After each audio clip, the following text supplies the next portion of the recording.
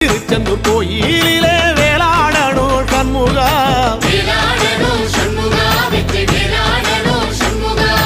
பிள்ளை ஆண்டான் பிள்ளை என வரம் கொடுக்கணும் சண்முகா,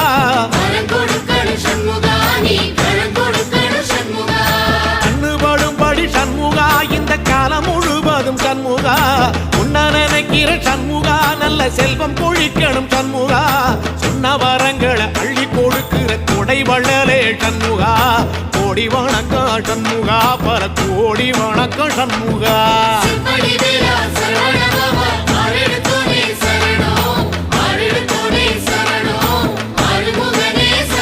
ஐயா மருதமர சத்தியமாகும் அறுபடைய சண்முகா,